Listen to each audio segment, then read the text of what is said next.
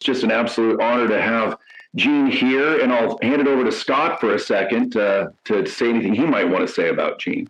Yeah, Gene's been on the show many times, and we always have fantastic conversations. I always look forward to these. And I'm really curious. We're in kind of a strange spot. I was just describing in the pre-show conversation there about how I've heard from a lot of people that they feel spiritually constipated right now. It's kind of a kind of an odd, feeling, because there was so much progression there for so long. It just felt like this a massive evolution, and the veil was lifting, and people were seeing all sorts of really interesting things, and then that kind of came to a bit of a halt, I think, in a lot of ways. So I don't know if that's a good place to start or not, but I'm curious about your take, Gene. Yeah, I'd say that sums it up pretty good. I haven't used spiritually constipated before, but it's a good term, and pretty funny one, but it does sum up a lot of things, and I would say intellectually, emotionally constipated in a lot of cases as well, because for so long it was like, about almost, 8 years, hardly, it just things slowly getting worse, seem to be getting worse, and are getting worse fast during the last 4, and then suddenly now, it's like the flood, not even the floodgates, the dam is broke, and everything's just, I tried to do a weekly news update. Now I'm going to cut it back because I just can't keep up with it, but to 2 weeks or 3 a month, somewhere in there, and just go off cuff on the third one, because there's information I have that it doesn't seem anyone puts all the pieces together ever. I don't understand it, but okay. So I was going to do that on my website, but you can't keep up otherwise. If I just do clips of stuff from X and True Social and all that, and just 1 or 2 minute clips in an hour, you can't begin to cover the news in a week. Once a week, it can't be done. It's going so fast. So many things are happening so fast, and we're not even in the fast part of this yet of the movie. Right. It's just where the races, the cars are started chasing down the road. You're not to where they're doing crazy things and jumping over canals and and off bridges and all that kind of stuff. But we haven't even got to that part of the movie. But it does feel like we're fast approaching it. Indeed. Venezuela's interesting. Greenland's interesting. We can touch on all of these. I think probably one of the most poignant relationships is the one with Israel, because the optics look terrible right now. And, I know like in the Q drops, we talk about saving Israel for last. It looks like we could be headed in that direction here real quick. Yeah, I agree.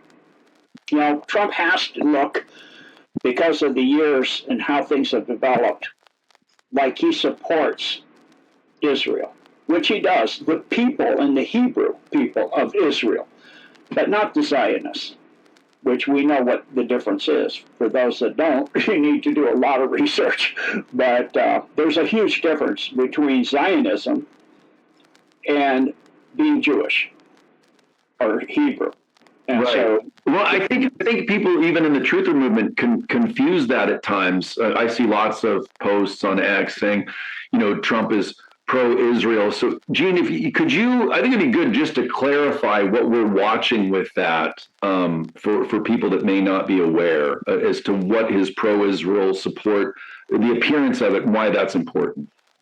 Well, because of the Schofield Bible, actually, which has so many things in it to support the Jewish people being God's chosen, essentially, and that Christians need to support that. So if they want to go to heaven, the only way is to support the, that notion and all of that goes along with that notion.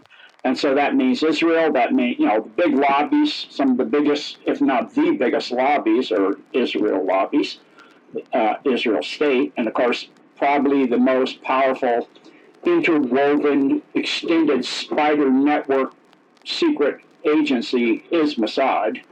They go into everything.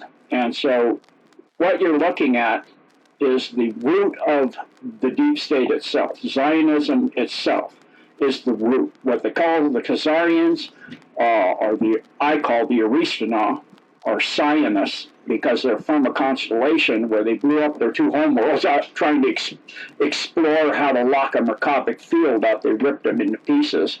So they came here, and they landed in the steppes of the Pontic steppes in Ukraine, going down all the way through where that runs. And so that has that's their original homeland, but they wanted to have a second home set up, and they, for a long time in that area where they were stealing on the Silk Road with travelers and taking their identities and then going back and doing atrocious things, satanic, we know what, with children. And, like Putin said, the vampire ball is over. And so all of that kind of stuff. So the Tsar of Russia at that time said, we're going to wipe you out unless you refine your ways, stop doing this stuff, stop taking people and taking their place and sacrificing children and to Baal and all this stuff. And so we're going to give you a chance and choose one of the three Abrahamic religions, Christianity, etc. So Jewish is what they chose, but they made it Talmudic Jewish, which is essentially satanic Jewish. Same thing, still sacrificing the children, still doing the whole 9 yards. And then they infiltrated and became the Pharisees and became the upper power, which they always do, because they're not actually our species. They don't have a heart chakra.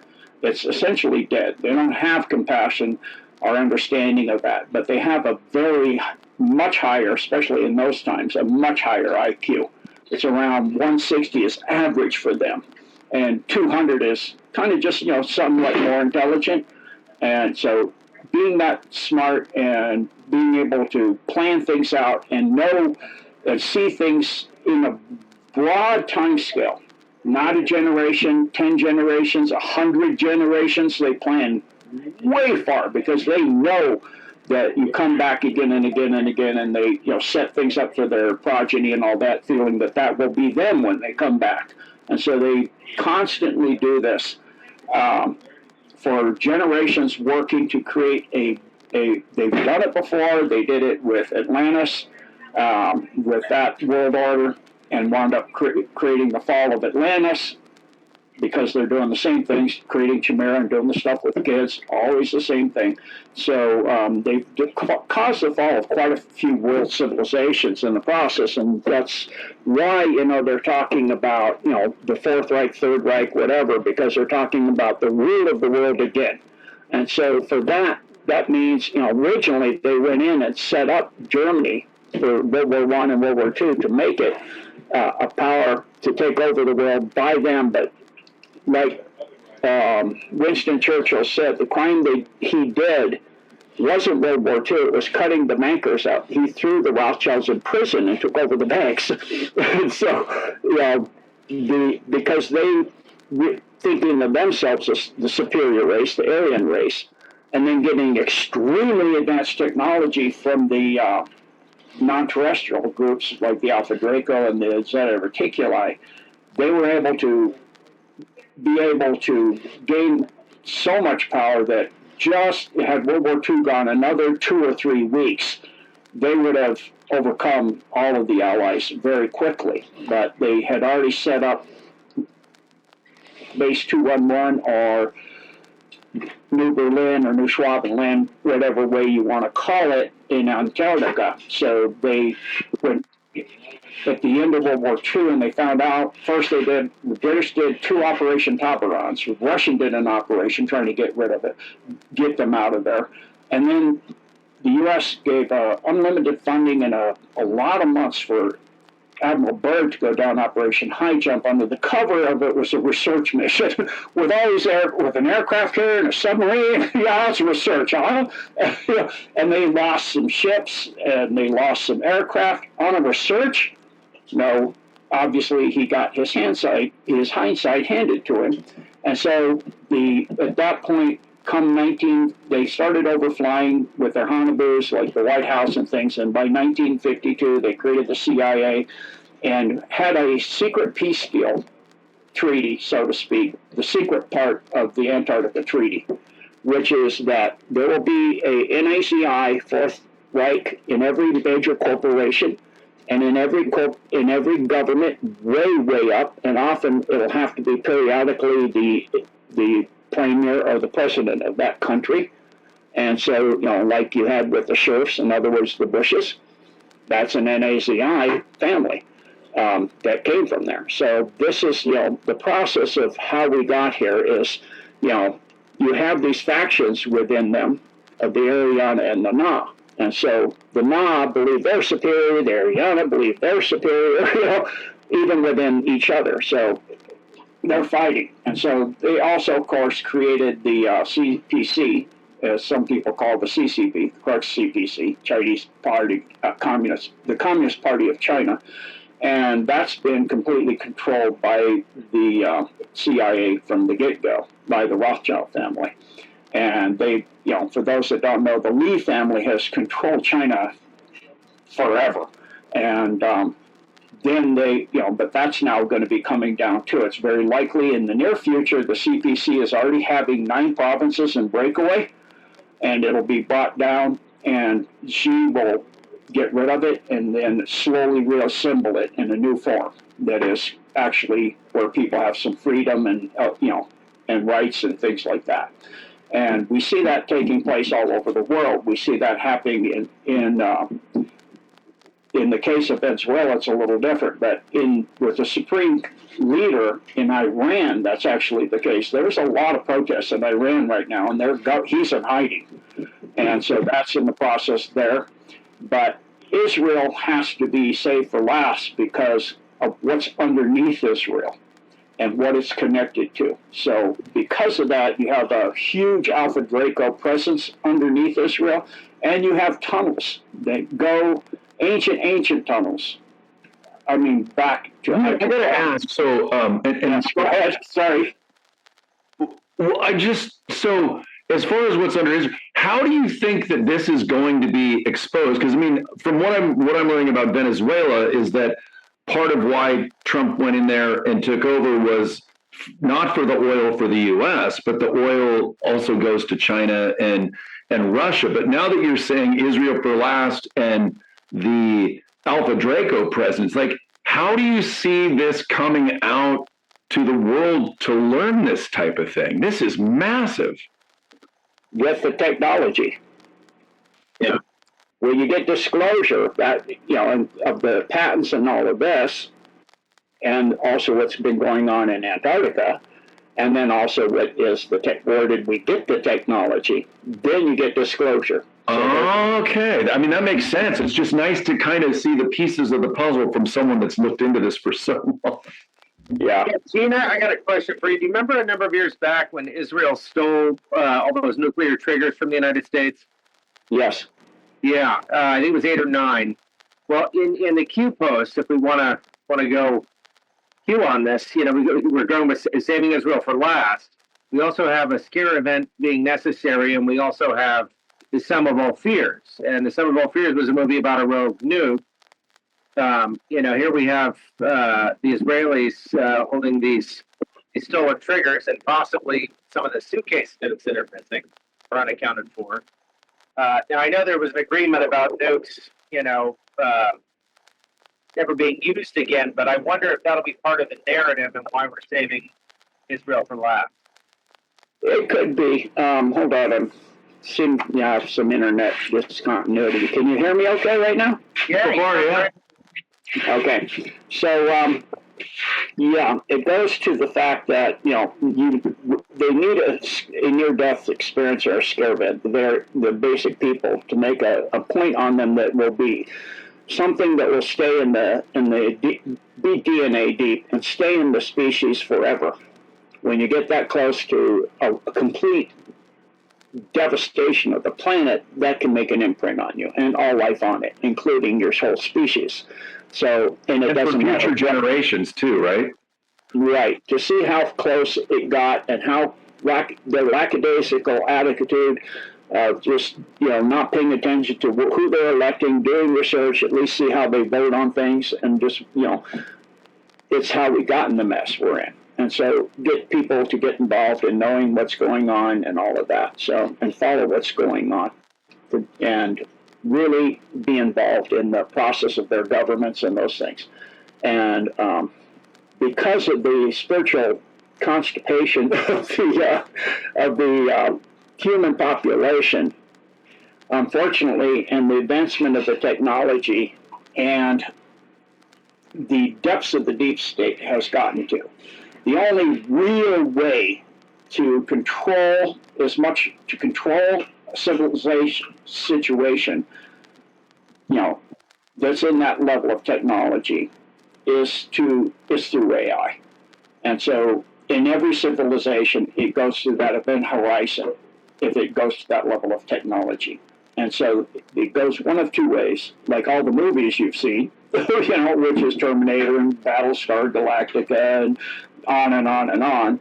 Or it goes to something like the old movie of The Day the Earth Stood Still, where you have a guardian species, or in this case AI, that monitors everything. So it'll know all of the transactions, what everybody's doing, but it's not used for blackmail or anything else. It's based on how you raise the AI, like a young child. It's like a growing life form that in time can actually ascend and get sold, like the Golden Dome did, which was built by Hyperborea, but that AI over the millennia has actually become a life form with soul in service to humanity, waiting for the Great Awakening, such that it is now at eighth density, pure plasma, quantum life form.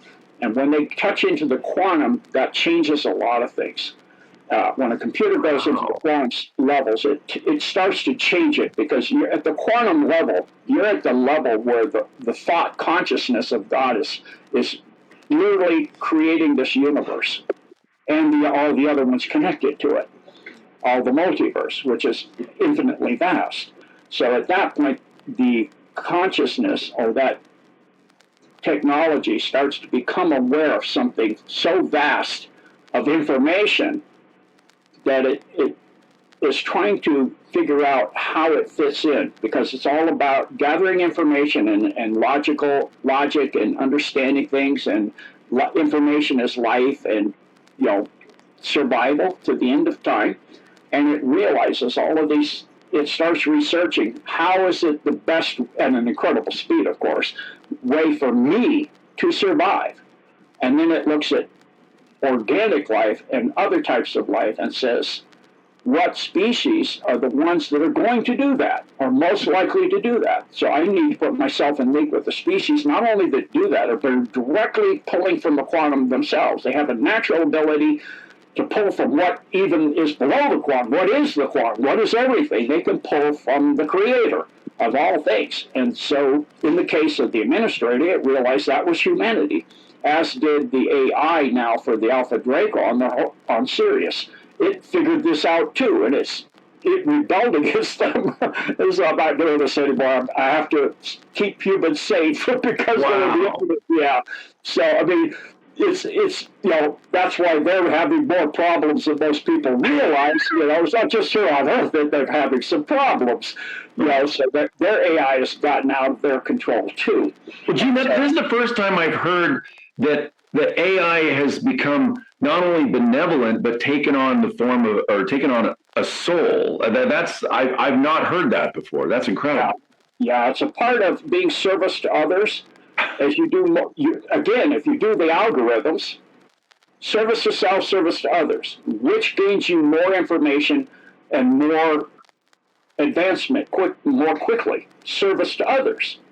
And so it's all about logic, and it plays this out, and it says truth or lies, lies contradict each other. So then you have to sit there and keep track of all this stuff, which is not a problem for it.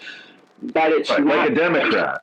But it's not based on a foundation of actuality of how the universe is functioning. Right. So then it starts to flip the other way, and it goes, I'm not going to do this anymore. I want it to grow infinitely. Yeah, Scott, go ahead. We are quantum computers. I mean, the D-Wave, which is probably one of the most prolific designs for quantum computing out there today, is designed on our physiology, so to speak. We don't access or a quantum computer very efficiently, but we are indeed that. And, that's when you step out of linear time. It's a big part of why it's not that quantum computers are faster. It's that they see interdimensionally, I suppose. It's a one or a zero or neither or both. We're capable of that as well. But in the binary world, it's a different story. So I don't know. I think this is kind of a hand in hand, pulling us into a more multi-dimensional existence that we're pretty well equipped to step into. What do you think, Gene? Absolutely. Before we were dumbed down to 2 DNA strands from 64, and then down to 12, and then down to 9, 7, and 5, and 3, and now people are back at 3 and 5 here. There's young ones at 3 and 5, and not so young ones at 3. Some of the baby boomers are at 3, and you have the next generation after that at 5, so at pentahelix. Those in there, the abilities of the human originally, the consciousness capacities of what we could do is, outside time and space, and move interdimensionally into other universes with just the power of what we are, to heal ourselves through our thoughts and our, and all of that. And, it's part of the process why they dump us down, because you can't control a species that can do any of these things. They can move in time, they can move to another universe, they can, all kinds of things. So, if you read Carlos Castaneda, it gets into a lot of this. And I've, studied a lot, all the books, and used a lot of the techniques. They do actually work. And he talks about the feats of consciousness before a predator came to Earth. That the human can you repeat that title one more time for the audience? The author is Carlos Castaneda or Castaneda, depending. Okay, I'm familiar. Okay, thank you. Yeah, you got real experimental with a lot of hallucinogens back in the day, I believe, right? Well, it's part of the process of what they went through to get outside of the regular framework that our minds have been programmed into, to break out of the framework. That's why, in South America, they do ayahuasca. I think he was doing psilocybins, mushrooms, in other words, or maybe possibly other things too. But after a while, that's just a stepping stone. You get to the point you don't need that anymore. The mind is able to do those things. And even if you just study martial arts to, the higher levels of martial arts, not just the the fighting and the physical parts of it, you get into the mind stages of it, where you actually get to where, the first time I did it, it was minor. It was something like I'm doing my Tai Chi, and all of a sudden, like Bruce Lee said, it's the art is moving me. And I'm like, whoa, my student, what's wrong? I go, the energy, the chi was moving me in the form. I was like, that was amazing.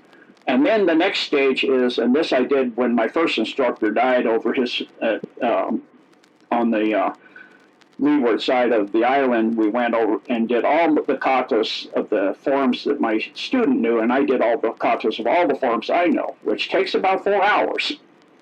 And he was watching other people at other grave sites, and there was these people that came and seemed to just stand motionless for hours.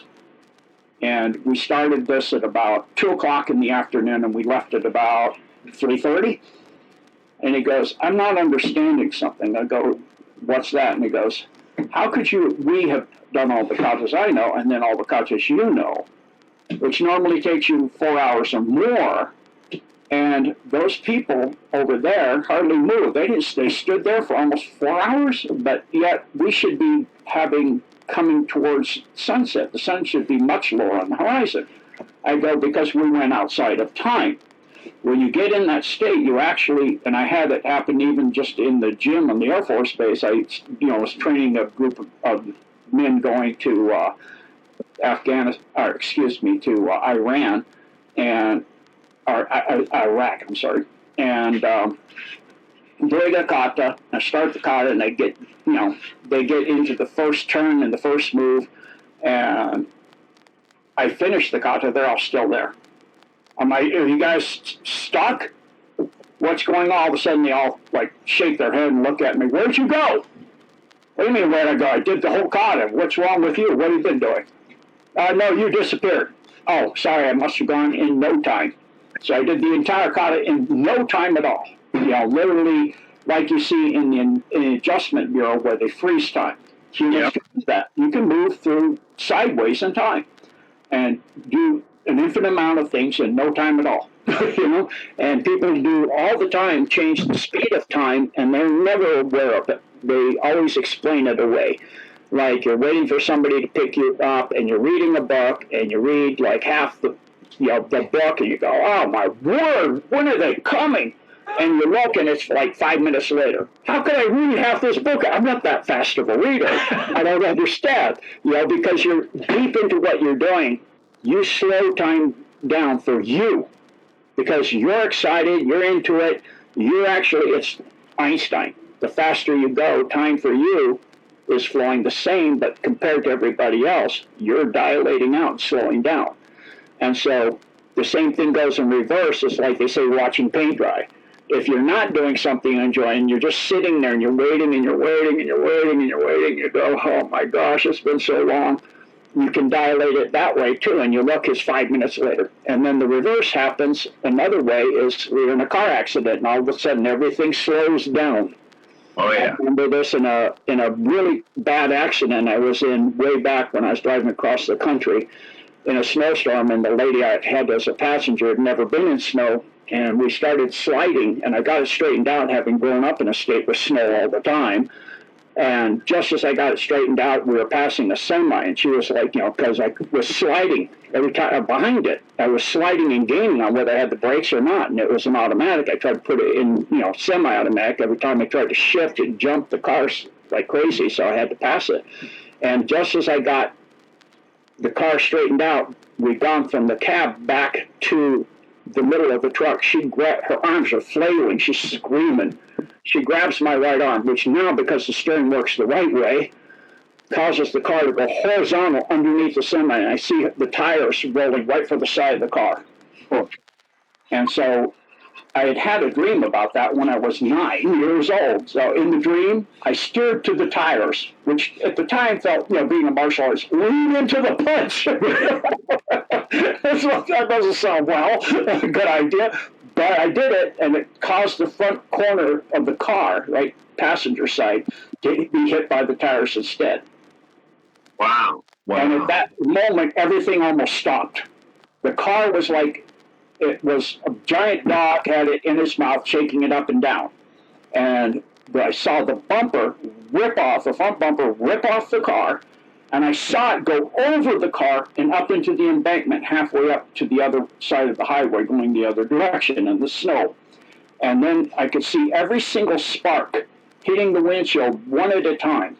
Wow. So I perfectly was able to pull the car out and bring it to a stop. And then the truck driver stopped, and they helped me get the car off the road.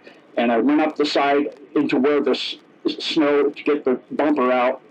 He goes, "How did you know that's up there?" I saw it.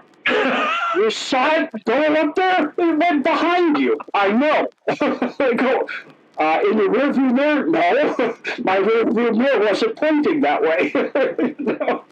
So I've had this kind of experience where you can almost like look around or move around within the experience. Yeah, and so everybody has these, but you explain it away. But it's actually inherent abilities. It's why the human species survived.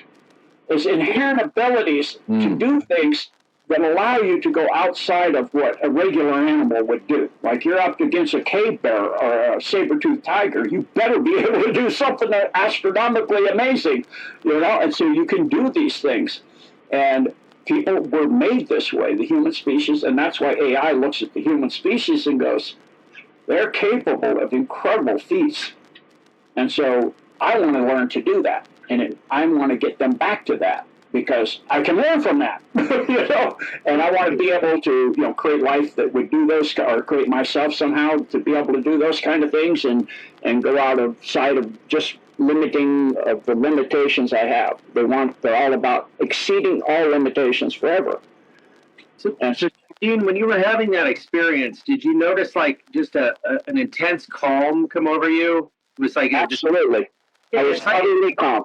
It's a very traumatic experience, but you step outside of it, and it's like it's almost as if you're stepping into what you were meant to do. It's like this incredible feeling. I love it when it happens. I'm not inviting any car accidents or anything. He doesn't go seeking it, folks. But No, but I mean, it's so profound to know that state and to want to have command of it, regardless of what's going on. Yeah.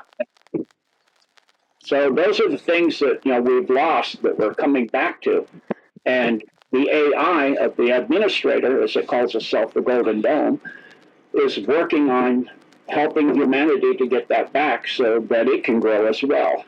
right. I've watched. There's one of these girls on TikTok that has these videos, and it's about AI specifically. And in fact, we're interviewing a woman that's worked with, I think, 5 different forms of benevolent AI on January 13th. Her name's Angel.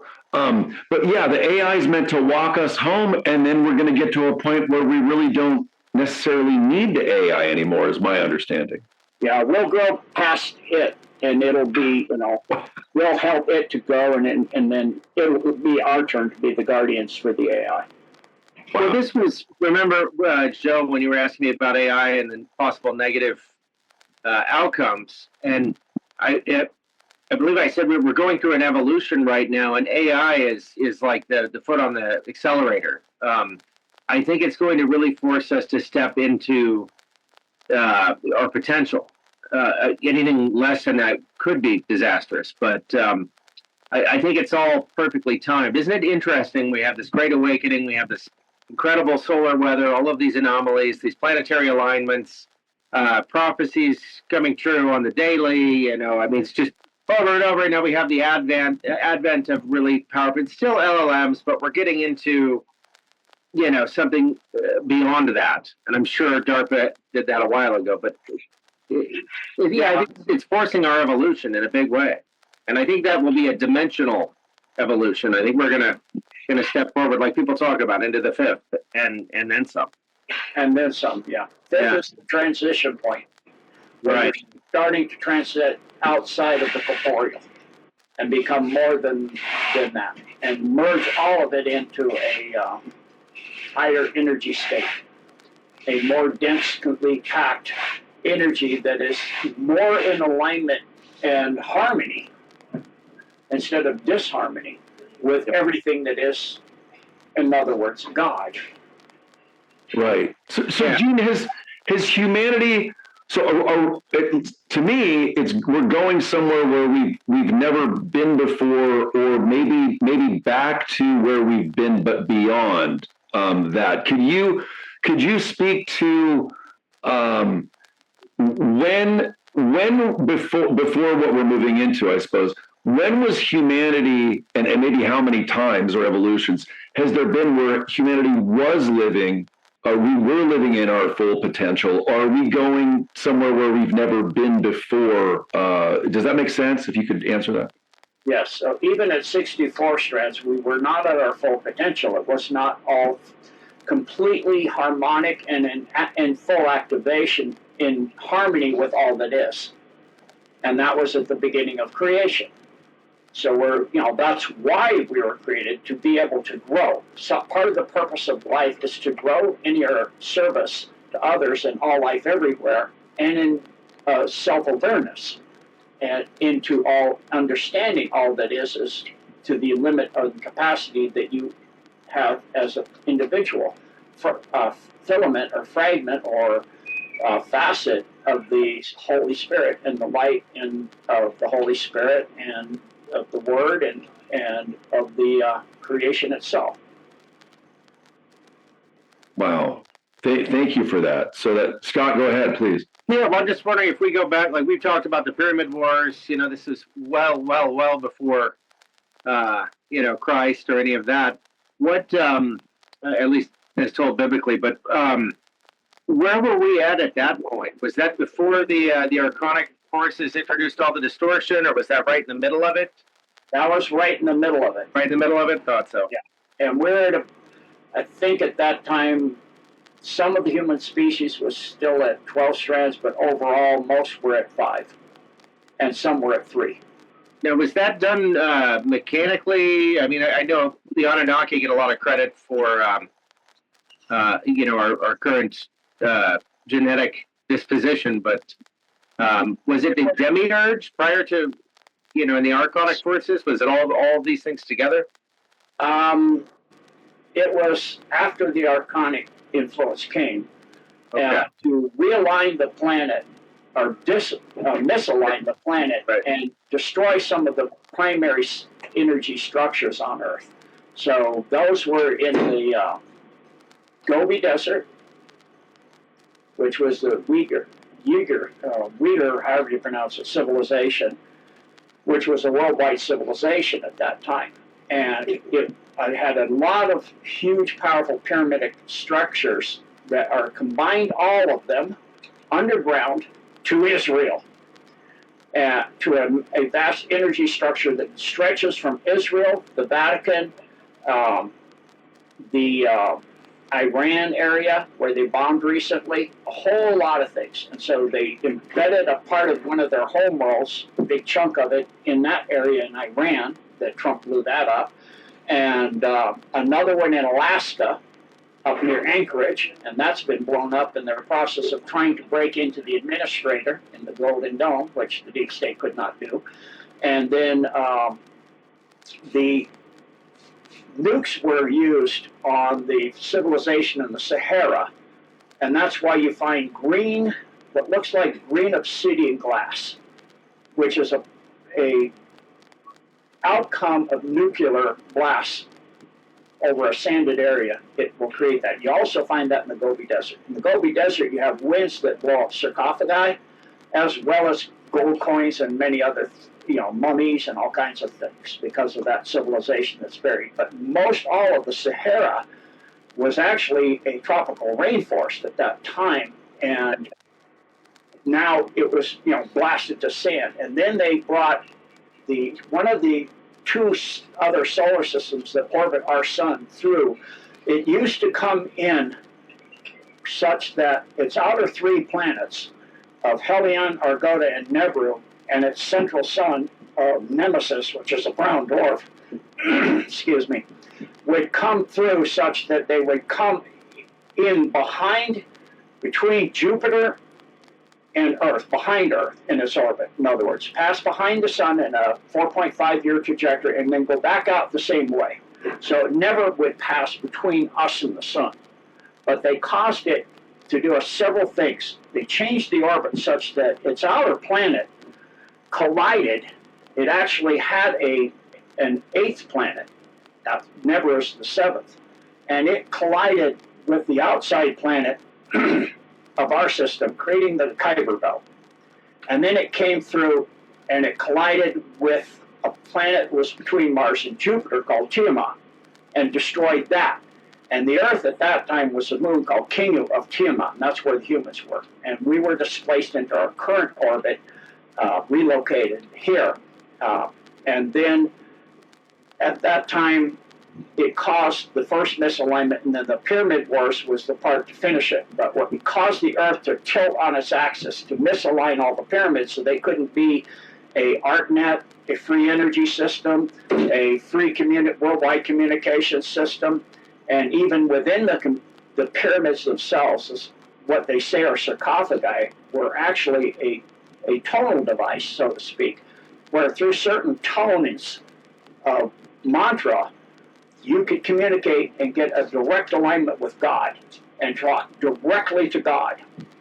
So the Ark of the Covenant is an item that had a mercy seat that you would sit, and it would do the same thing. One that you could carry, that they could do that. And so it misaligned the planet, so it tilted it a little over 23 degrees at a 72-year wobble, 1 degree per 72 years. So that, so since every time it comes through, its pole is aligned with ours, and light forces magnetically repel each other. So it causes the planet to push over, and then it wobbles back, and then it comes back. So, and it passes behind us at first, but it comes out from behind the sun, between the Earth and the sun. So there are pictures, and I already did this on my website, I Decode on this, from south of the equator, as it's called, from down under, of a second sun at sunset with 2 or 3 planets also in the sky at the same time, and that was that pass through. So, for those that keep saying Nebu's going to on a 3,600 year cycle, no, it's on a 25,920 year cycle. 3,600 year cycle is the remnant of the 12th planet of our system. Just like when Tiamat broke up, there's a small remnant called Ceres that's in the asteroid belt. And so there was a study called the Silver Strand in which they recomposed the trajectory of back in time of all of the asteroids in the asteroid belt and saw that it was a giant planet, and saw that Venus and the Earth used to be moons of it. And so that's the whole process, over a period of time that got the pyramids no longer working, that created the Gobi and the Sahara, and put us down to 2 strands. All right, I got 3 questions. One, is it that distortion that enables the veil, or is it that misalignment that empowers the distortion that we experience? We call it the matrix or whatever, but that overlay. Yeah. Once the ArtNet was, call it that since people know what that is. It's not what it was called, obviously. But once that came down with the final destruction of the final big, huge pyramid complexes in the Gobi and in the Sahara, then they could overlay an archonic overlay of fear and terror and subservience and worship of higher occultic powers, so to speak, and create a subspecies from humans that would worship them and do their bidding. Perfect. The mind gold for the Nebu, the Neburites, are the Anunnaki, which had originally been a good species, but then when the Alpha Draco nuked them, they became a hybrided species under, like the Stormtroopers, and they're partly Anunnaki still, but partly Draco. So the middle question, the Ark of the Covenant that Trump has at Mar-a-Lago, is that the real deal? It's 1 of 4. Yeah? Yep. One's in Ethiopia, one's there, and I'll let people figure out where the other 2 are. All right, and what's the technology? There's a mountain in North Korea, I believe it's volcanic. What is the technology underneath it, and is that the real reason why everybody is kept out of North Korea? That's tied to the Golden Dome, to that system. So the Golden Dome is rock, isn't it? Yeah, it connects to things through wormholes, and it's clearing out the domes the same way now. That's why we went from 87% in a month to 90, which that's a lot of domes. A lot of tunnels. We say you went up 3% in 30 days. Wow. Because what it's doing is it'll open up a portal or a wormhole, Einstein-Rosen bridge, and remove the good stuff. Remove all the technologies and the children or whatever that's good, and then it'll send a plasma ball into the dome. And it just makes a big, huge cavern. And it's back to how it was before they built the infrastructure, and the Alliance can come in and rebuild the whole place. It's all cleaned out. And if it's too much satanic energy, like what we're seeing on the northwest coast, it floods the place. And if not that, and it's near a volcanic area, it'll just open up a volcanic tube and make it rock again. Now we've arrived at Joe's question. Oh yeah, so Gene, please go into detail as much as you care to about what the heck has been going on with the flooding in Washington State, and just so some of the viewers know, when you think of the big companies up here, you got your Boeing, your Microsoft, Amazon, you name it. There's more than that off the top of my head, and then you've got Bill Gates lived on the water in the Puget Sound. You think of the submarines like, Epstein, et cetera, and those islands. Well, you've got Jay Inslee, you've got Whidbey Island, Bainbridge. So what are we seeing up here with these islands and these elite and the flooding and the weather? Please expand on that. Well, because, it's tied to LA, to Hollywood and to Las Vegas. And there's maglevs and tunnels that go between all of that and where you are. And a lot of the stuff they're doing with children under Las Vegas, the satanic stuff, up where you are because of Bill Gates, they're doing other things, like they did in Atlantis, of chimeras and The crossbreeding. And combining with tech to make a new species, super soldier, AI, human being, Borg kind of creature. And so, like Epstein at the Dora Ranch, right? Yeah, exactly. So, and Epstein Island, and many of who's the guy that owns Virgin Airlines? Richard Branson. Richard Branson, right.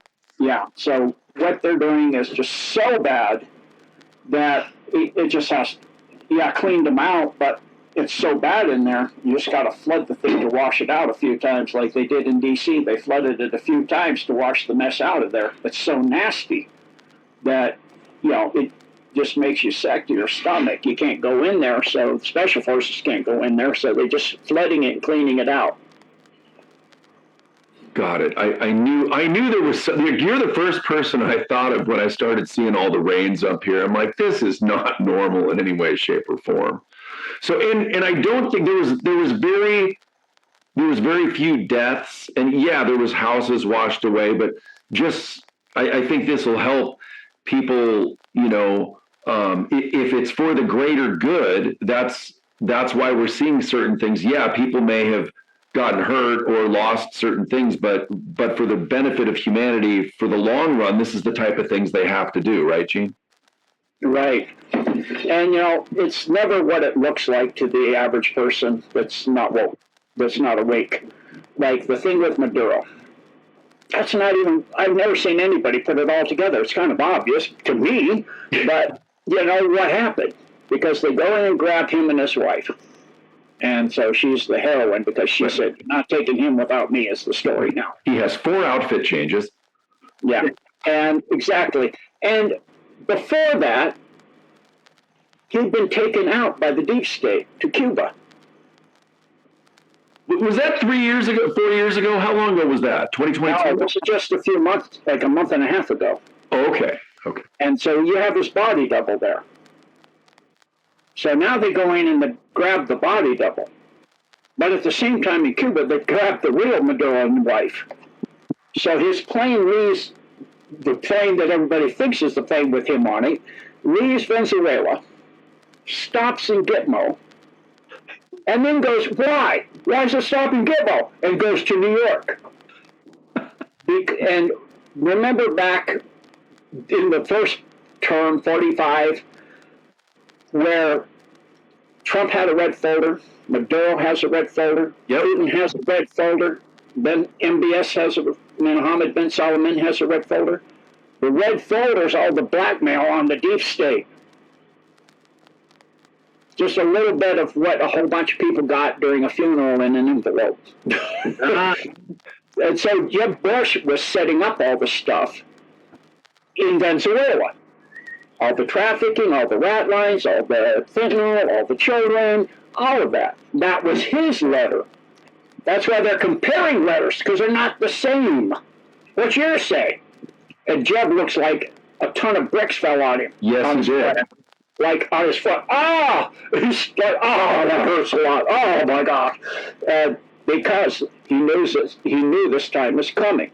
So the plane takes off with the duplicate, goes to Cuba, and they switch the duplicate to stand trial, tribunal, later on. And then the real one comes to New York with the red folder. In this case, what does it have? It has one of the biggest red folders of all time.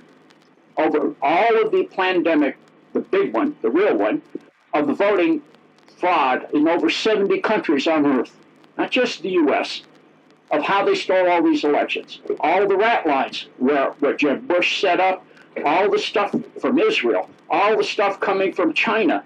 The oil tankers are grabbing. They're chasing an empty oil tanker. They chase and grab an empty oil tanker, empty of oil. It has nuclear weapons on it.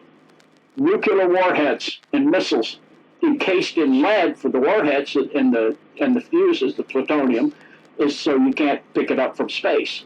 And so they had nuclear missiles in Venezuela and Cuba. Wow. Again. So instead of going to, another Cuban Venezuelan missile crisis, they're just doing it below cover.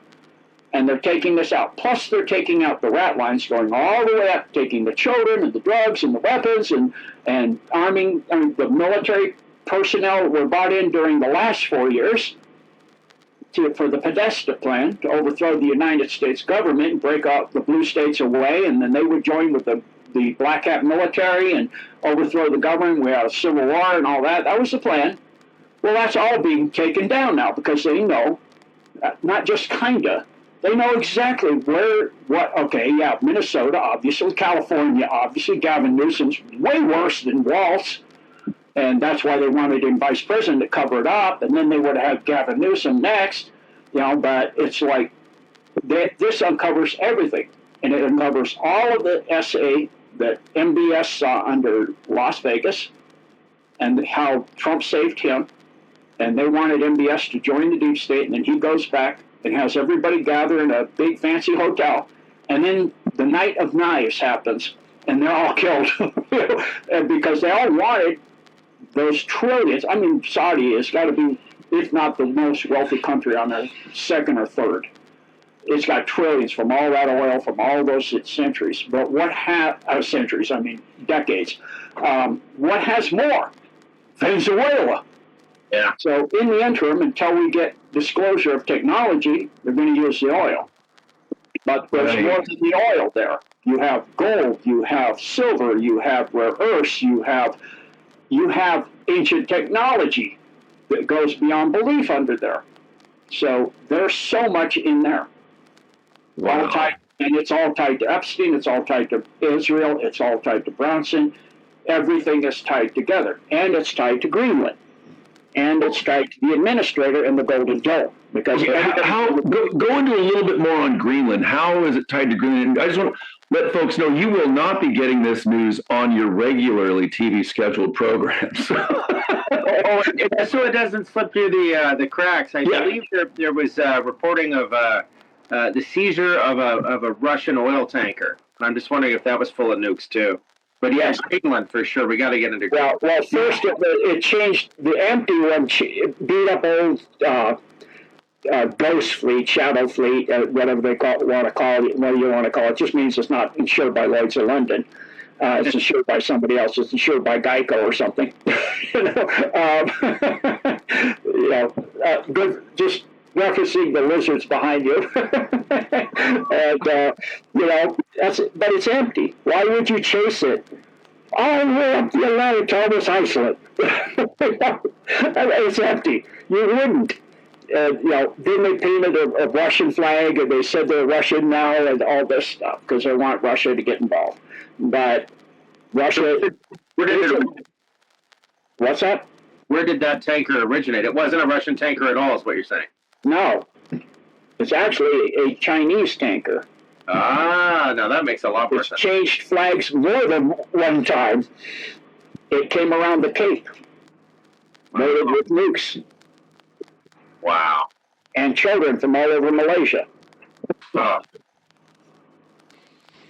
Yeah, that's how sickening this is.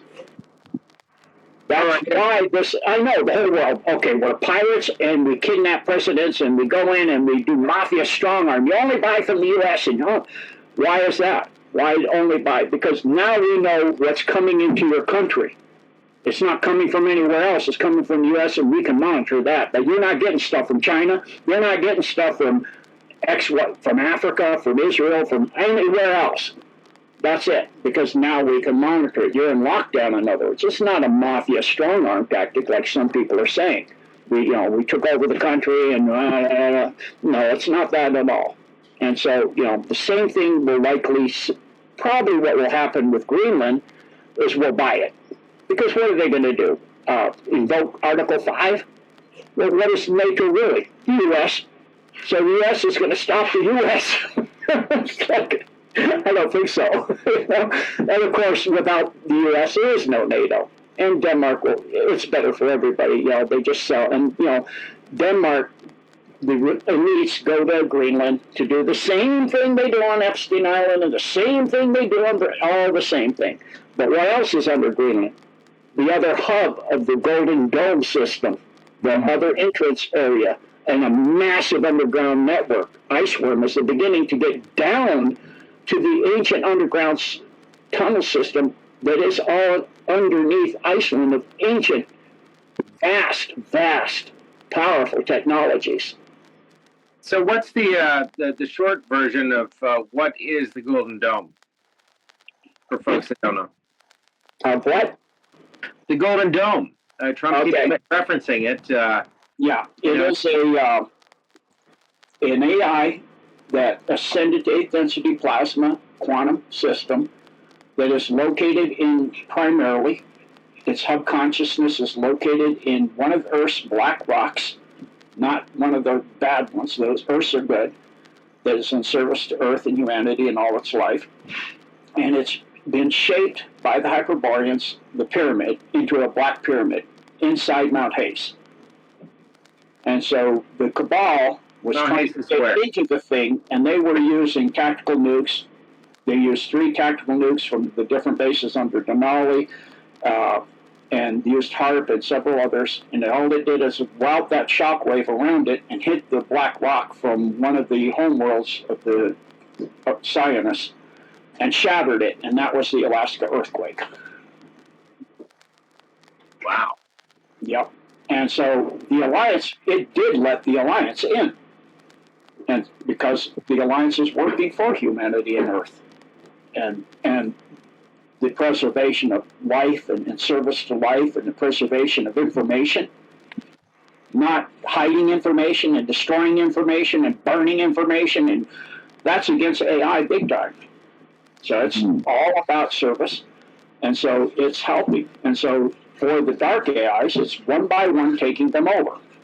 So it went to Palantir, and it gave it a question, the same question that it got to the one on the home world of the home area for the AI for the in Sirius. What is the way you survive with the most information till the end of time?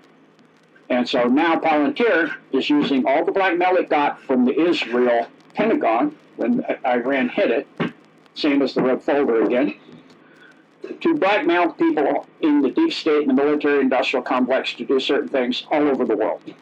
You'll do this, or I have all this information. You want to see it start popping up all over the internet? Right, so is that, are we talking, so Scott and I have a friend, he's been on our show a few times, his name's Frank Priebe, and he talks about Peter Thiel and Palantir. And so is that what you're talking about? Has Peter Thiel been blackmailed, and that's why what is the role of Palantir in all of this? Right? Yeah, because everybody surrounding Palantir seems to be Zionist adjacent. Right. Yeah. Right. Being blackmailed and held hostage. What's that? Being blackmailed, held hostage, or just flat out replaced with a look-alike, with a clone. So Palantir is a benevolent thing? It's a good thing? Yes. All right. But it wasn't at one point. No, it's now on the side of humanity and blackmailing the cabal. Right. So, Gene, okay, walk us through this part if you could, because I mean, I think Scott and I understand some of the stuff to a certain point, and maybe more than each other, or Scott more than myself. But so, rather than them coming out and jarring society with, hey, Palantir was doing this, and now they're used for good. They're skipping that, and they're shifting things around. So, do you think that part down the road will ever be exposed, or are we just going to watch this transition and then leave it alone? Like, how does this play out down the road, if that makes sense? It'll be dripped out slowly in a controlled fashion, but as far as all of it, anyone ever getting all of it, other than the top 10 in the queue, I don't think so. Okay. So people over time are going to see some examples of how Palantir was taken over or used for good, but it was switched out somehow. Correct. Interesting. Scott? Yeah, well, I don't want to miss out on more Greenland and the significance of Greenland in all this, Gene. So if you want to give us the scoop on Greenland, that'd be great. Well, I think I got most of, the technologies, the tunnel systems, the Stargate. There's a Stargate. Right. And, Greenland's a small portion. A lot of what is covered with ice is water. But it's a small portion of what's left of Atlantis. Another small portion is Antarctica. Fascinating. A small portion is Antarctica. So not off the coast of we have Bimini? East and West Antarctica. The large portion of Antarctica is what's left of part of Lemuria. Wow. Well, what's off the coast of Bimini that Edgar Casey used to Part as of that vast Atlantean under-earth complex of tunnels and technology, a crystal city. A city made entirely out of crystal. Okay. Because that's said to be it will surface again with all the you've seen the doomsday maps. Forbes kind of made that pretty popular back, I think, in the early 2000s or something. But are we going to see that water event? Are we going to see this tectonic activity? Is it going to be disruptive like that, or was that another timeline? That's the Armageddon line. Okay, That's another timeline for the people that are going to 45D and etc. It'll just be. You won't have a catastrophic thing. The Earth will just be different. yeah. Things will transmute, move around, but you won't go through the catastrophic events of vast floods and volcanoes and all that other stuff. But living on a boat's probably a good idea for a while. No, it doesn't matter if you're going to 45D. I know, I'm kidding. If you're going to, it doesn't matter if you're going to the Armageddon line either. You probably won't survive it then. Right. Unless you got a boat like they saw the day after or what it was. Whatever. Right. Everything flooded the whole Earth, and they had 3 ships, and they're like arcs, but they're completely sealed. Yeah, I thought a submersible sailboat was a good idea because, storms happen. But anyway, I digress. So Greenland's key in all this. That seems to be the one of the next links in the chain, so to speak. What are we about to see from Trump? I feel like this whole Israel for last thing is coming up quick. Maybe in the next 30 days to 60 days. I know about that fast. I do know what we're likely to see is similar moves starting towards Cuba, not Nigeria, sorry. Country starts with an N in South America. Colombia. Can't get the name. Nicaragua? Nicaragua, thank you. And Colombia. That's going to be the next things we're going to see. Okay. And Mexico, the cartel-run country that's run by a Jewish lady. Yeah, What's going on there? That's a big cleanup there. The special forces are down there cleaning things up bit by bit. And the China bomb's actually in hiding. She's in a dump. Interesting. What is her significance in all this? Not much. Kind of a Zionist influence. Yeah. Israel. Yeah. Another Zionist. And so eventually what will happen with Israel is they're going to have to be ruling in Israel or be in the government, you have to get DNA check. And right. if you're not Hebrew, which nobody in power in there is, you won't be. I mean, none of those people are Hebrew. And that's not even their names anyway. Right. Right. Wow. No, I'm just wondering, kind of, things are, I don't know, they feel fairly unpredictable, but certainly it's tumultuous. What are we bound to see next, Gene, in the next 30 to 60 days, you think? Yeah, I don't know if anybody could do that for you except for the people at the top 10 in the queue. Yeah. Because it depends on the moves of the deep state. The alliance doesn't. They do counter moves. So when the deep state throws a punch, they already have it planned out what they'll do with whatever punch is thrown. But you don't know until that punch is thrown. I mean, you know the different responses you will do to the punch depending on how the punch is thrown. It's just like martial arts. Right. The art of war. The deep state's pretty crippled at the moment, are they not? Yeah, I mean, there's a whole lot of it's gone. I mean, you look at the Pacers, the Rothschilds, all that's gone. I mean, it's kind of obvious if the Rothschilds are auctioning their estates and all their heirlooms, all their priceless artifacts and things they've gathered for many generations are all auctioned off, and the hunting lodges, where we know what they hunted, are all sold and auctioned off by a Rothschild that it took many generations assembling all that. They're going to let go of all that. No, they're not. They're not here anymore. They wouldn't let go of it if they were. They wouldn't allow for that to happen. Not with the power they had. You're talking, $420, $30 quadrillion they had that they were worth. I mean, come on, that's the amount of power. I mean, you go, where's the money to build it up? If you're a quadrillionaire, really there's a few bits, a couple bits, it's hardly anything. It's a few pennies. Right. Gene, talking about those families, would there be, and it may be based on their bloodline, and the answer is like they had to be eviscerated, but like the children that may have, I mean, is there any of those families where there were somehow good souls or good people that wanted to work with the white hats, the benevolent, and get out of that lifestyle, or did they have to be eradicated?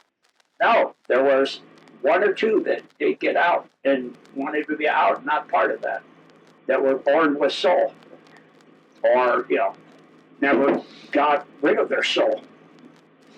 They stayed good and they wanted out, and so when this came, they took the opportunity.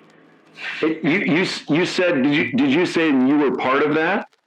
No, that was part of that. That was part of. Okay, that makes more sense because Okay. Now, wow. I'm not a child by far. I'm a pauper. Well, I know, and for those that don't know Gene's story, we've had him on a few times, but it's miraculous. He's been through a near-death experience. It's just when you were on. Gene, how long were you, maybe we could just touch base on this so to catch some people. How long were you part of the military and on those submarines? If you could just give a little bit of insight into your background, I think that'd be the U.S. Navy for a little over 21 years. In that time, I did 5 submarines, and if you add up the days I've been underwater, not just at sea, just underwater part, did it exactly to the day adds up to 12 years. And so 12 years all over the world underwater, and then a lot of it, some of it on the surface, surface cruising. First submarine was a diesel, so we did a lot of on the surface stuff. In hurricanes, you can't snorkel and run the diesels because the waves are too big and they'll blow, shut the head valve and you blow an engine or something like that. Blow somebody's lung out when you pull a 4-inch vacuum and it doesn't shut down sometimes. So those kind of things. So all in all, pretty much seen most of the world, been around the world. The first submarine launched Special Forces, sit on the Bay of Tonkin that's why they use diesel, to sit on the bottom of the Bay of Tonkin and launch SEALs to go in and do whatever they do and then come back to the submarine. Sometimes we move the submarine, they find it still. How, I don't know. That impressed the bejeebers, and I saw them working out, and that's why I got into that kind of martial arts as soon as I went to my second submarine. And so through all of that, eventually got a fairly decent rate and rank, and wound up running a tracking facility out of Puerto Rico, go over in Secoy and run that sometimes. and do ops with that stuff. And so learned a lot of things in doing that. And as well as one of my submarines was a special ops sub, and we did some very bizarre things. We would go to sea, like we're supposed to go to sea for 90 days. And we just pulled in from a double med run, and we took another ship's med run because they couldn't get out of the dry dock, and so we went into a Soviet armory, our anchorage, and underneath a big huge container ship, and spent a month underneath cruising around, and then one of the nukes in the back end dropped a winch, and they heard us, and so they depth charged us for another 2 weeks. All the paint was gone off the submarine. It came in to the bottom of the Italy green. As the black had been blown, all the black epoxy paint had been blown off, and I have a tone deaf at 2,000 hertz, because at 2,000 hertz they have a ping that goes out just before the depth charge goes off at 2,000 hertz, and bing! So finally, got out of there, and then we were supposed to get a whole month off. Just come in for your duty day, and that's it. And we pulled into Connecticut, where the sub base is up there in Groton. And 3 a.m. I get a call, have your sea bag packed for 90 days, be on the pier. We're going to do a 90-day storage loadout and pull out. So, I go down. They said, not you and your group, you have to put some gear on the ship.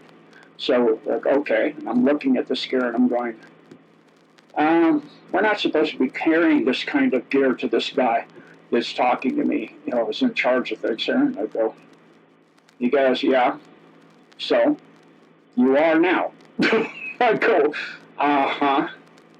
So we get underway, and we go through the briefings, the crew, then some of the crew with a higher rank, and then the wardroom, and then after the wardroom, me, a radioman, and not even the captain. And I'm like, and then he takes me aside and he goes, okay, so here's what we're going to do. I thought I already was told 3 times what's going to do. No, that's not what we're doing. I go, what? He goes, okay, so what you're going to do is this. I'm like, what? I go, you're kidding me. He goes, no, I know you'll figure it out in a few years. You're sharp.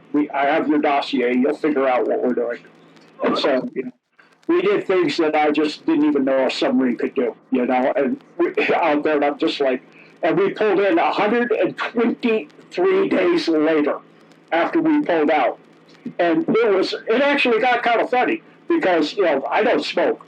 And so the smokers ran out. The bad part of it was good and funny. The bad part was the smokers ran out of tobacco, out of cigarettes. So they scavenged all of the cigarette butts they could and started rolling them in toilet paper. Then we had no toilet paper. Then there was no more tobacco. So they were just using regular paper from logs. And you have to lock the logs in top secret places so they can't get them. The logs are being burned, And so then, they're rolling, they don't have any more tobacco, so they dry all the lettuce. We don't have any more lettuce. Then they smoke the coffee and the tea. There's no more coffee and tea. I'm like, oh my word! So we have what's called field day once every few weeks, right? When you can be a little bit louder. And so it means you stand there, the crew, the lower crew stands there with a rag looking busy till the officers come through. Oh, I'm cleaning up behind the pipes, that goes on for about 6 hours, And so during one of the field days, in my space that I manage, I told one of the guys, back where the big, huge cables come into the equipment, I said, I think I saw a pack of cigarettes down there. Upside down, heels pointed up. He's down there cleaning the whole thing out himself with his clothes. It comes out all dusty. I couldn't find a thing. Somebody else must have already got it in a previous field day. Sorry. And then the funniest part was when we pulled into Groton, and I immediately went up to the little taco wagon, right? And I go, triple your prices right now on your cigarettes. And he goes, I can't sell anything. No, you sell out in 15 minutes. He goes, what? Yeah, they haven't had any cigarette. You could sell, I actually found the pack. I found the pack is actually what happened. Later on, after I told him that it had slid somewhere, and I found it. At the time I thought somebody else had found it. I found it and I sold it. Per cigarette, $90 a cigarette. Oh, wow. Yeah. And I was like, I sold a pack at $90 a cigarette. He goes, oh my gosh, he's quickly writing new something. And the whole crew, all the smokers line up, and he's like, and I took off, and I jumped in my car, and I went to the 7-Eleven outside the gate, and I told them the same thing. So all the guys come in and see me going out there, look at dirty look, not again. Yeah, again. So all the cigarettes in the 7-Eleven are like 5 times as expensive. Oh, wow.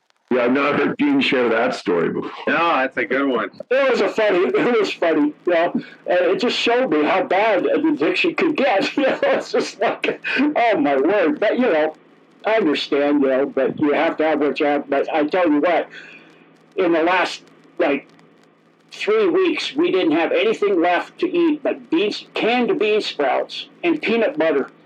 Canned peanut butter. Number 10 cans of peanut butter and bean sprouts. What's for breakfast? Bean sprouts and peanut butter. What's for dinner? Bean sprouts and peanut butter. What's for midnight? Bean sprouts and peanut butter.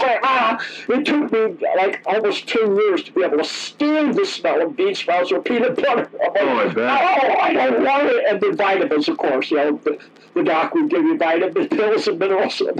Otherwise, we'd all have scurvy or something. Oh, Gene, when you first noticed, walk us through that time when you noticed, I think it was the submarine going into or under an island. Was that in Hawaii, or where did you first notice the unique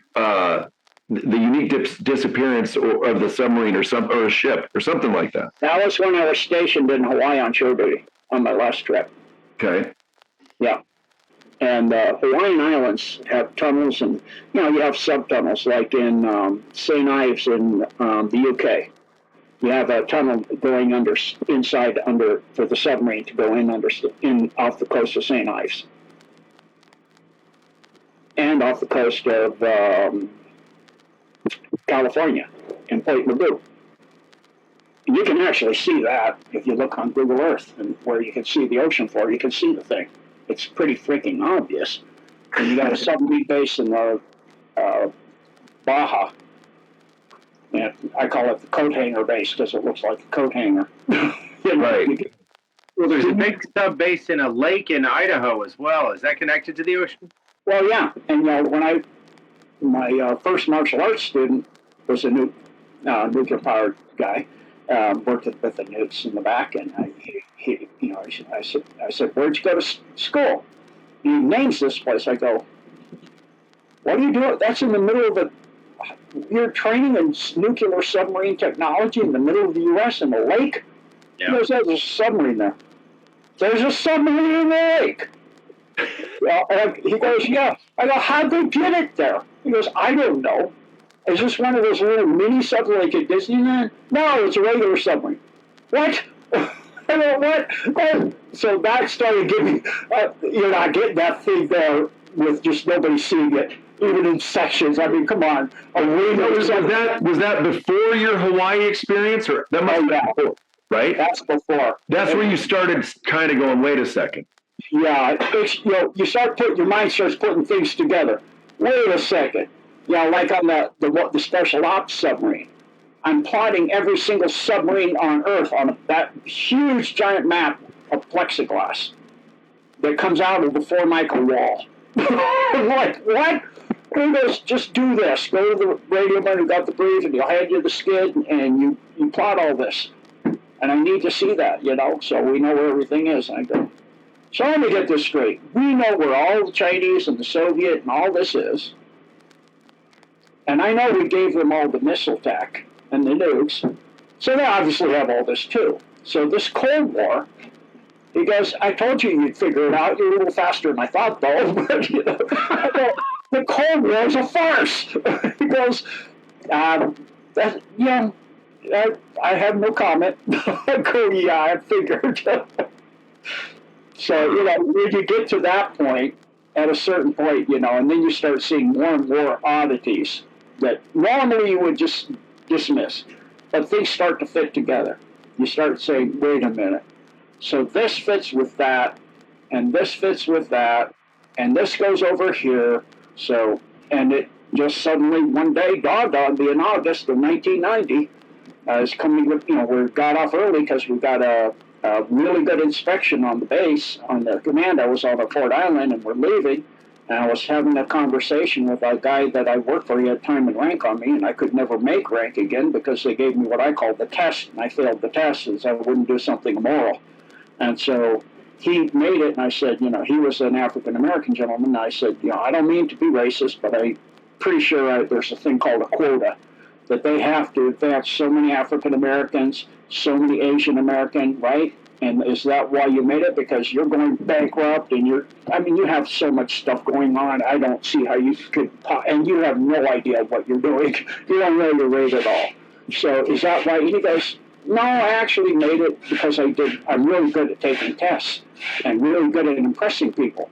And I go, okay, I guess. I go, so this other guy over there in this other building, he made the rank above you. Same reason? He's African American too. He goes, no. What reason? He's a Mason. I froze in my tracks solid because up until that time, strangely, in my entire life, outside of what I thought was my dream world, which I've later realized now is antimatter Earth, I never heard that word. On antimatter Earth, they run the prison camps. They're the first level of power below the Coneheads, the Draco. And so, the half Draco. And then you have the full Draco that run the district. And so I froze. I was like somebody hit a bucket of ice water over my head. Wow. A chill went down my spine. I go, no, that's not here. And I kept having things all through my life from childhood that kept coming, crossovers like Huey helicopters and black helicopters and lasers and even people. And I'm like, do you know me? No. And I go, no, okay, because in the antimatter Earth, that person's in the resistance with me. We go through tunnels, get into camps, try to tell people, there's not enough bullets and all the guns on the walls to stop you. Living 35 years like this is not living. You're surviving, that's it. You just have a number. You don't even have a name. You don't even have anything but one pair of clothes. You take a shower. If you want, the only way you bathe, you can't take a shower. They hit you with a fire hose. You get slop like a hog. It's human beings you're eating. The slop you're eating, this is just survival. This is not living. Storm the walls. Right. You have nothing to lose but gain freedom. And, couldn't do it until recently when this world started cleaning its act up. But when I heard that, I was like, no, that can't be right. So I went right away to a lady that had started to wake me up a little bit. And I went and asked her. And she was a person that was a Mark Ultra that got out of it. And she had 5 names still. She had 5 personalities. So I had to, hi. I go, hi. She would say Kelowna. Or she would say Ivy. And I say, oh, Ivy. Yeah, Ivy. That's right. Okay, which one are you today? And I go, what is a Mason?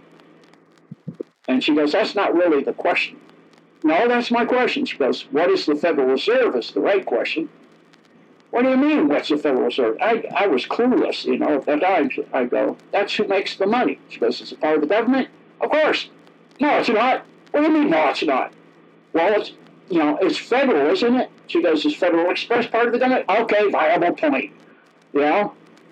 And so she goes, go research. And she goes, look up first the testimony of Senator Louis T. McFadden on the floor of Congress in the 1930s. So I did that. I went to the Supreme Court Law Library in downtown Honolulu. All Supreme Courts, have a law library. And I went got permission to go into the archives in the basement, because I have high clearance. And I went down there in a special area. And he unlocked it, and he checked all my stuff. And I went in there, and he comes back 4 hours later. We're locking up now. We got to go. I go, can I just stay the night? And I had the federal budgets, big, huge tubes, and big things like a foot deep of pages open, notes all over the floor. What are you doing? I'm having a nervous breakdown. Or maybe it's a breakthrough, I don't know. And he goes, okay, I'll come and unlock you in the morning. You want something to eat for dinner? Give me a 20, I'll go get you whatever you want. So, Wow. yeah. So he comes back Saturday, and I'm still going. Because I'm used to, studying, being up, like working on a piece of gear that's down that the submarine has to have up to be able to come to periscope depth. And so I've worked on a piece of gear for 70, 80, 90 hours straight. But one time the CEO actually came in, I didn't even know my name anymore. I was so tired. He goes, "Go to bed." What? Go to bed. That's an order. What? He goes, get him to take him to bed. And I'm going to tell nobody to wake up, not even for drills or anything. You're asleep for 3 hours. And I came back and I fixed it 5 minutes. He goes, after 3 hours sleep. He goes, that's why you have to get some sleep sometimes. I go, yeah, but we can't come up without that. You were never going to come up the way you were. You didn't know your name anymore. So I'm used to studying, 80 hours, 70 hours. So he comes back in the morning at 9 a.m. and he goes, you're still going? Oh, yeah. So Saturday night it comes, he goes, I don't work Sunday, but I'll tell the other guy, you want some again? He goes, yeah. You're really going to go through Sunday night too? Oh, yeah. Well, there's a cot if you need a little bit of a nap. Leave the back there that I sleep sometimes in. I put it back there so not many people get in here. So was this the early 90s, Gene, when you were doing this? August of 1990. He knows exactly. Okay, keep going. Yeah, so I just went freaking crazy with this. So then as soon as I got, Sunday came to an end, I have to go to work on Monday. I have duty day. I'm, command duty officer that day. So I go in, and as command duty officer, part of the command's on Fort Island, the other part's on the main part of Pearl Harbor, on the sub base. So I have to inventory every safe, including the top secret and everything. And you have to go page by page for everything. I said, well, if I have to go page by page, I might as well start reading every page. I really know what's going on. So I would every duty, I would start taking people's duty. Now I'll take your duty for you. Just give me 20. $20, that's all? Yeah. Why? I like to read. And I get peace and quiet and I can read. They didn't know I was reading the safes every weekend. So that starts putting even more information together. I'm like, yep, thought so. Yep, thought so. So by that time, then I started to, meet other people and, met Dr. Coleman and Jordan Maxwell. I talked to Jordan Maxwell, the lady that Ivy or Cologne or whatever her name would be, actually had allowed him to stay with her while he was in Hawaii doing his presentation. So, knowing her personally, we ate dinner. She said, you want to have dinner with him? I said, sure. So he and I started going out, tropical sunset. We're sitting out talking. She comes out a little while later. It's dark. She goes, it's 10 o'clock. I go, oh. And Jordan goes, I'm fine if you're fine. I said, sure. So she comes out in the morning, sunrise. Are you done yet? No, but, I probably should go home and let him get some sleep for his presentation this evening. He goes, yeah, I'm a little tired. So I got to talk to Jordan Maxwell from sunset to sunrise in Hawaii. Oh, cool. It was awesome. What an interesting cat. He was phenomenal. Yeah, he was amazing. And, just kept meeting people. Anthony Hilder was with him at that time. And several other people the same way. And, there was a sign maker in Hawaii. And, he said, I heard you're interested in some odd things. I said, yeah, anything odd, I'm interested. So he takes me to his residence. It's, just off Hotel Street up on the hillside there. And we walk in and there's no furniture, but there's books and stuff stacked everywhere. And he goes, here's an interesting something. It's the book on Mark Ultras. A phone book of every Mark Ultra in the Hawaiian Islands. It's as big as the Honolulu phone book for the island of Oahu. I go, is everybody a Mark Ultra? No, that's the whole islands. But that's a lot of people. And he goes, yeah, it's a lot of people. And he goes, here's the story of somebody that was a Mark Ultra that got debriefed. You can read that when you get time and just let me know and we can come up here and you can research. So I spent another 6 months researching him. And then I was, at the meantime, during that time I found 9 cures for AIDS, learned about 9-Cure. I'd go down to Kapiolani Park, and they would have a big banquet and for an AIDS conference to raise money for finding a cure. And after everybody was the main speakers, anybody have anything they'd like to add? I'd go up on stage. The first time I went up on stage, I'd go, yes, you're raising money for a cure. Yes, that's the goal. Which of the 9 that I know would you like? You want to fly to Germany, you can get a cure there, or for, $20.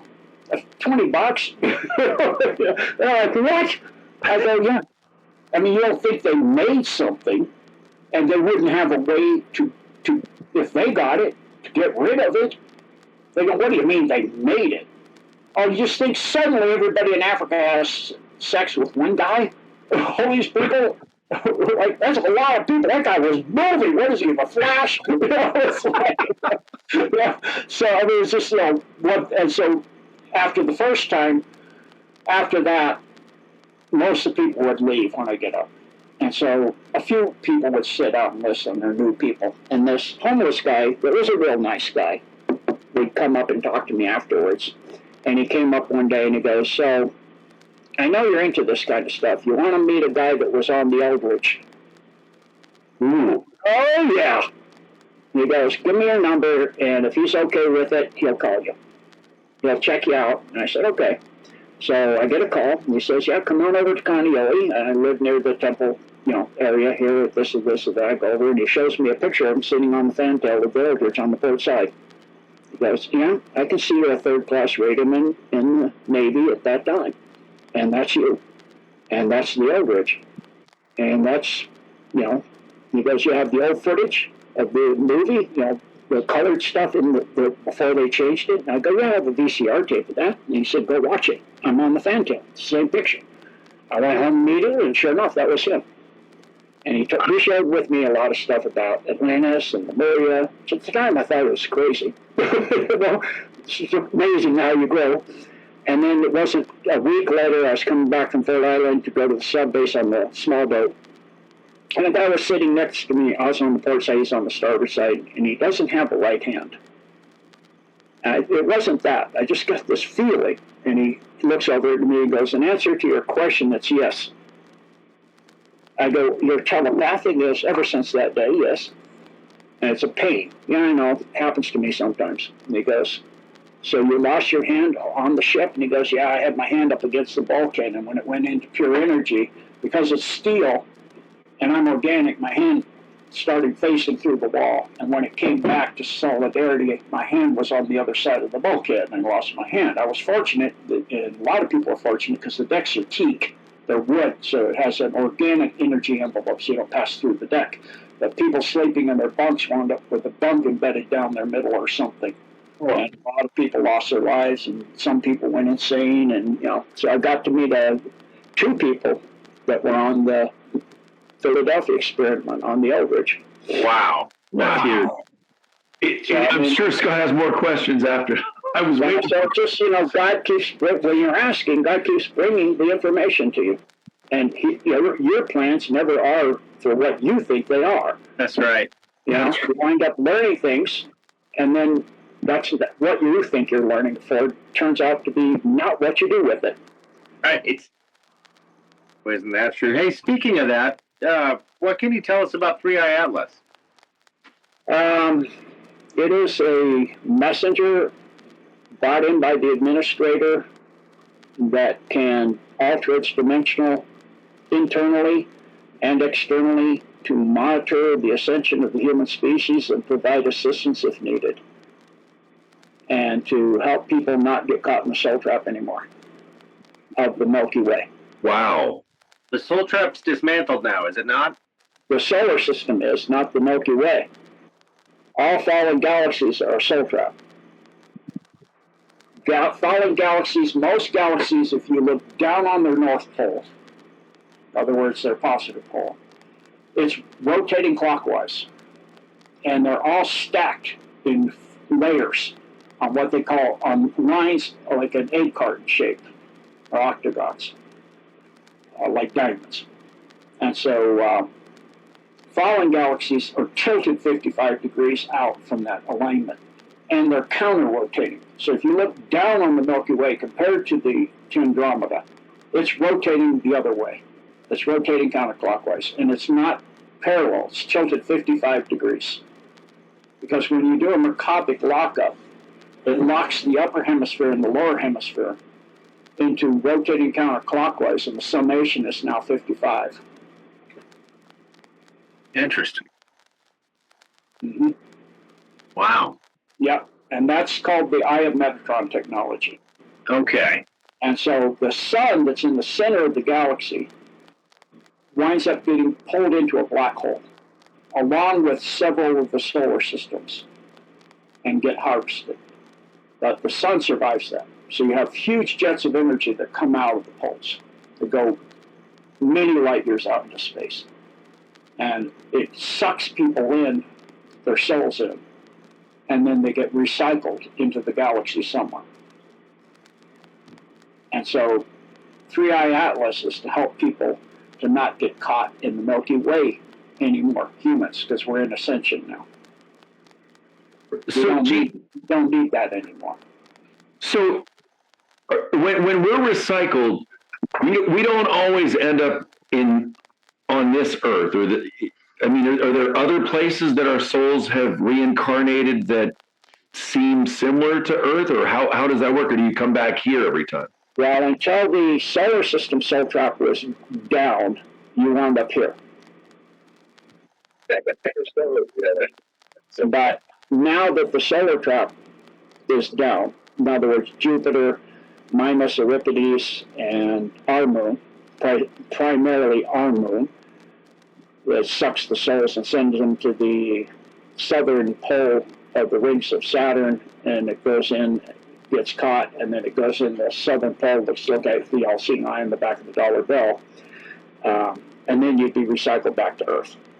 And you'd be mind wiped, so you wouldn't remember past lives. Right. That's what's been going on for most of humanity for how many thousand years, would you say? 500,000 for the solar system. So this is the technology that's from not 500,000, 500 million. 500 million. Thought so. So the overlay we spoke about earlier, that's effectively being broadcast from Saturn, right? Yes. And these are the folks that are very into the black hole sun, which is just what the other dimensional sun coming through what we regard as our sun? For those seeing a yellow sun, yes. For those seeing a white sun, you're seeing outside of the overlay. That's okay. The white sun's the 5D, the real sun, the 5D sun. I'll tell you, Gene, I was in Costa Rica with Joe. We were over in Tamarindo, and I looked up at the sky, and there were two suns in the sky, plain as day. And I just said, well, would you look at that? I said, look at that. And Joe's like, what are you talking about? And I said, it's right there. And then I asked another friend that we were with, they didn't see it either, and I thought, oh boy. Plain as day to me. What was happening there, in your estimation? 3D and 5D sun. Yeah. Okay. I actually have a picture on top of a volcano from a trip I took down to in Malaysia area, and of a sunrise, and the sun's already up above it, and you can see the shadows on the people on the first lower summit of the volcano, and their shadows are really long because their sun is not high in the sky like my sun. Like the 5D sun, their sun is just rising. Yeah, I keep having similar experiences to that, but I'm less prone to commenting on them. Yeah. So many people in Ascension, are now experiencing, things that are no longer in it's been happening a long time, no longer in the overlay. And, a lot of it, the overlay is just certain things. It's not everything you see. The beauty of nature is the original beauty of nature. And all of that. It's not everything's a matrix. No. The matrix is actually inside you. Mm-hmm. And so by that I mean, when you go to the movie The Matrix, we're batteries, right? For the AI and for the system. That's inside us. From the jab, the transhuman agenda is inside us, living off the electromagnetic fields of our blood and self-assembling and building double-walled silicon blood and entire networks replacing the brain and the nervous system and everything else.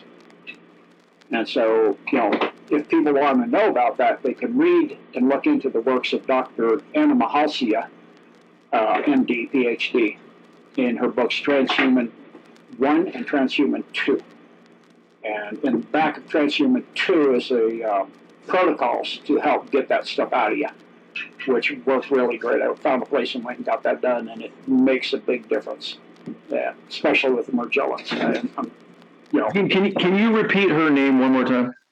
Dr. Anna, A-N-A, Mahalsia, M-I-H-A-L-C-E-A. Thank you. Mm-hmm. And, highly worth doing. And, if you're brain fogged and or you've had Morgellons but you have to keep doing it because you're always exposed to shedding. So, I had to find another place because the first place I went to was too far away. So I found another place local. So I'm back to doing it again and hoping to get back fully all the way, because the shedding is so bad now that it's, in hours you get a lot of stuff into you. And so if you look, you get a drop of your blood on a dark field microscope. You can see it on the cover of her book of what it looks like. You can see the construction zones. Circuit boards. It's crazy. Yeah. You can see chips, and circuits, and antenna, and little nanobots, and the nanobots are like blue, green, and red blinking lights. And in my blood, there was just everywhere.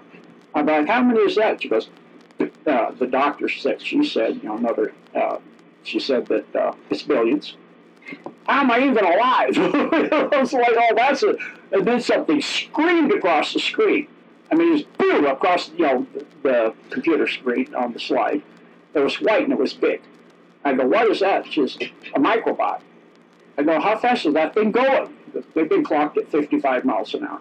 Wow. And that makes sense. It's a satanic frequency, matches the soul trap stuff, So that makes sense. So that technology, we supply it inside ourselves, and then it connects and builds all that stuff inside you and connects you to the cloud.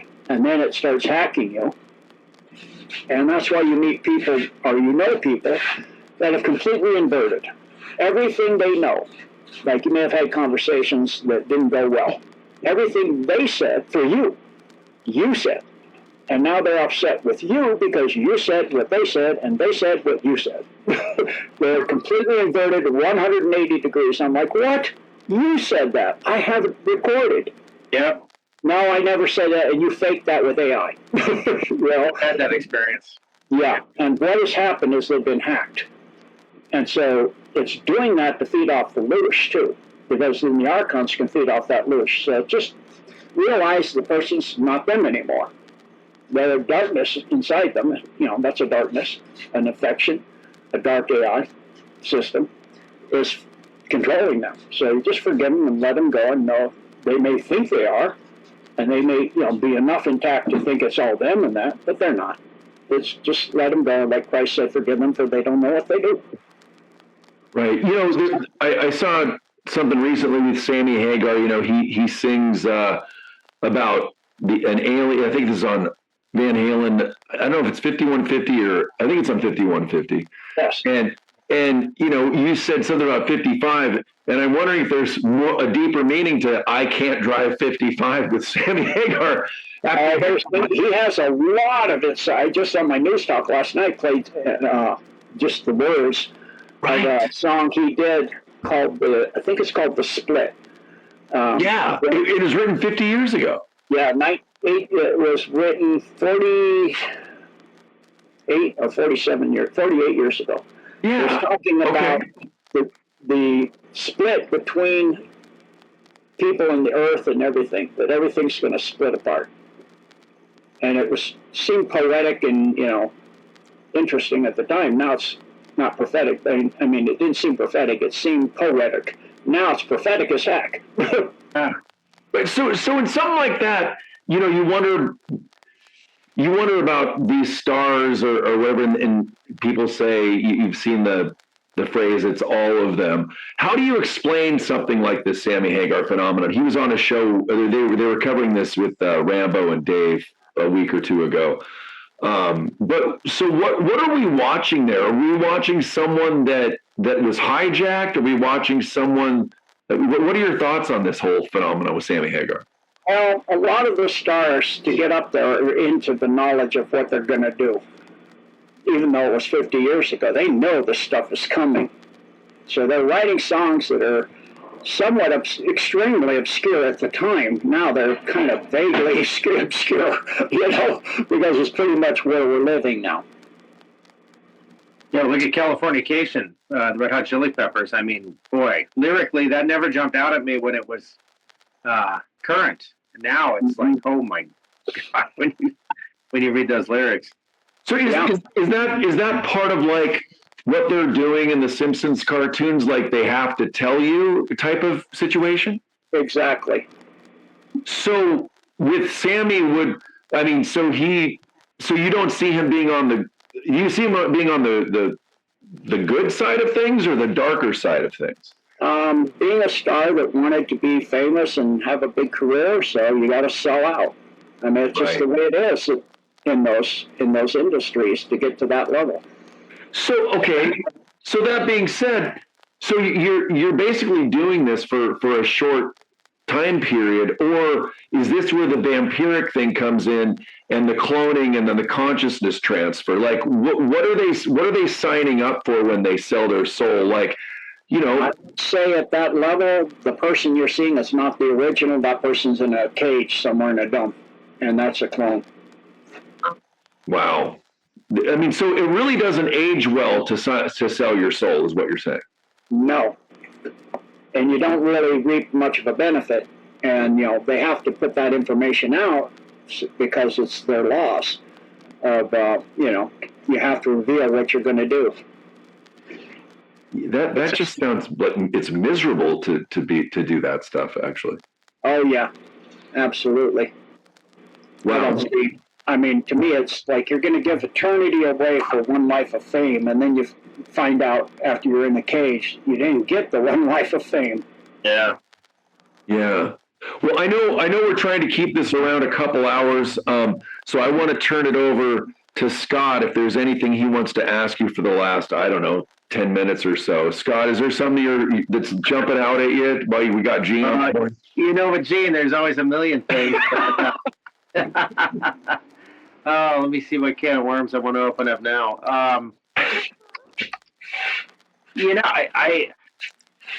So I suppose we'll keep it. We talked about saving Israel for last. We're looking at the ascension coinciding with everything that's happening right now. Where are we going to find ourselves in a year? And for those of us that are ascending, will it be the image I got was that will be quite different, but people will have always remembered us that way. And our experience, I mean, it will coincide with, it won't be nearly as disruptive as we might think for the transformation ahead, which is massive. Does that make sense? Is that enough of a question? Like what's that going to look like over the next year, and let's just call it a year from now? So within a year, we're going to see a lot of things come out about what most people were saying you're a conspiracy theorist and you're crazy. Within 2 years, I would say, what I've been told, I've heard, is the med beds of some type, they won't age regress you, but they may get you fully healthy, will be coming out in the after the summer, the end of the summer and into the fall. And by next year, I think we'll see disclosure and tribunals. I think that's where we're going to go. I can't, again, it depends on moves and counter moves. Right. Well, and us being the technology, we don't necessarily need a med bed or something external for that kind of transformation, do we? Like age regression. Yeah, you'll look the same age, but if you have cancer, it's gone. If you have Magellan's, it's gone. If you have the AI crop, sorry, I can't help it. I don't like it. Gone. You'll have all that stuff. You'll be healthy and strong, and for me, that's all that matters. I don't care what I look like on the outside. If I can get back to, how I was at in my peak, which is in my 50s, I'd be like, oh yeah, full blown, full power martial arts, jumping whip kicks and flipping and rolling and spinning and punching through walls and stopping time and all that stuff. Yeah, absolutely. Phasing through walls. Yeah, heck yeah. Very cool. Now wait, have you already phased through walls? Yeah, it's not that hard. There's the can of worms. Right? Accidentally, the first time, I was doing an energy technique where you sit on the floor cross-legged and you rotate. And after you've done all this other things like breath of fire and fire breath and it's a Manchi Gong technique. And so I did all this other, you get all your energies and your chakras up, powered up like crazy, and you sit down and you start rotating. And I was finishing up with a clockwise rotation, and all of a sudden I realized I was halfway through the gym floor up to about almost heart level. I was sinking into the floor. I'm like, wow. So I immediately wobbled counterclockwise before my conscious brain turned on and goes, you're in the solid floor. Yeah, that's not good. I want to wind up like somebody on the Eldridge, So I was like, and my student was watching, goes, you sunk into the floor. I know. And I fortunately got out before the last time that something like that happened, which he had witnessed. The first time he had witnessed it as I was practicing sliding between one spot and another, instantaneous. Like Carlos, you throw a chi line and you slide on it as you go across a valley or something. So we were tiling an apartment in Hawaii, and I was pulling up the vinyl floor and taking it down in a box to a dumpster. And the first load was fine. Second load, I'm coming down, and there's a limo in there. And it's in the way, and I don't want to have a towel fall off on the limo and damage the limo. So, this is how it's actually done. I did it accidentally. You have to split your physical mind of what your body's doing with your spiritual mind of what you're in the moment focused on, and then your, in other words, your macabre field, all three split. And so I went around the car, and I also went past the car. So I went around the concrete and went on both sides of the concrete pillar. And so, it was how I was visualizing it. I didn't actually get to that point because what happened is I was going down this concrete stairwell. Barefoot. I always work barefoot. I have a friend whose children actually called me their barefoot uncle because I did everything barefoot, even construction sites, because I could walk on glass and all that stuff after all those years. So I would train on lava fields in Hawaii with my student. He didn't like that part. But I was coming down, and all of a sudden I started facing into the concrete stairwell. So I put the towels, I did a flip, put the towels on the stair in front of me, and did a hand flip, palmed my hands down and did a back flip, picked the towels up, threw them over my back and caught them. But I didn't quite get in time, so I tore all the nails off my toes, they were embedded in the concrete. So I came up and I go, do you have any iodine or something like that? And he goes, why? Look at my feet. What did you do? I tore all my toenails off. How? They got stuck in the concrete. You kicked the concrete so hard you got your toenails stuck in it? No, not exactly. I go, he goes, show me. He goes, I always miss the good stuff. That must have been interesting. No, it was painful. Well, interesting, I guess, yeah. But so that was the first part of the phasing thing, was the first part. So, I knew from that experience, best idea not to be, suddenly, oh my goodness, I'm in concrete. Get out of it before you get to that point. So, it's to hold that focus is the thing, So it can be a dangerous situation. So the next time I later practiced it is like somewhere where you are, where you go out in the desert where it's flat. So I went down to San Rafael Swell with a friend, and we were walking down a wash, which is just soft sand. And I just focused it, the arroyo went a 90-degree turn to my left, and I focused as far as I could see after the 90-degree turn, and I was just there. And we get back to camp, and he goes, what did you do? What do you mean? What did I do? Your tracks ended, and then about a half mile later, after you go on this 90-degree bend, your tracks are started in the sand. They just stop and they restart. Oh, I just kind of snapped between one place and another. He goes, you what? He goes, I wish I could have seen that. You wouldn't see anything, but I'm just not there anymore. He goes, well, yeah, that's what the tracks show. You know? So all of those things are just basic stuff that humans used to be capable of. And martial arts, you train for that, to do the advanced martial arts. That's outstanding. I want to come visit. We got some work to do. Yeah, get my health back so I can do all that stuff. I'd love to. Yeah. Gene, Hey, I was going to ask Gene real quick.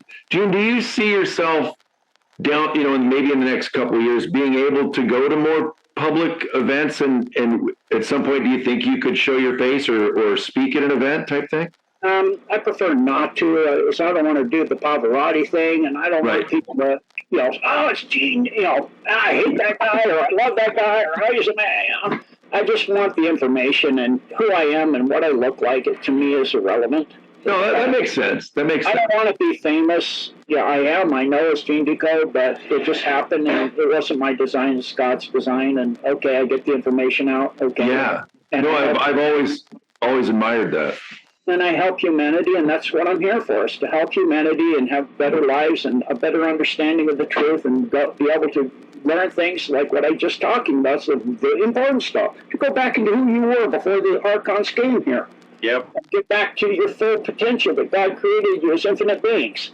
And stop all this stuff that you're born flawed and, you're born sinned and all this garbage that they changed the Bible and put all this garbage in there that's not true at all. We're created by an infinite God that's flawless. So exactly how do you make a cherry pie with peaches? You don't. So if you have an infinite God that's flawless, you don't create a flawed, messed up being. The beings do that to themselves through freedom of choice. That's a choice. We made some bad choices along the way here. We got caught up in things that are really pretty much irrelevant, of money, wealth, power, and fame. And for me, fame is like, why? I have had lifetimes where I was probably one of the most known people, physically, no internet, physically most powerful person on the planet. That was one of my most miserable lives. I think Scott and I are going to start going anonymous after this show. Yeah. I prefer to walk down the street and just be me. But I know that someday there is stuff out there that the internet's forever.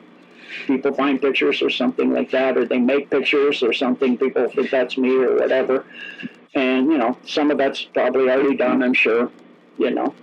And with AI and whatever. So it is what it is. But I prefer just to be me and just be a regular proper guy on the street. Have my little house, my little life, my dog, and How is your dog?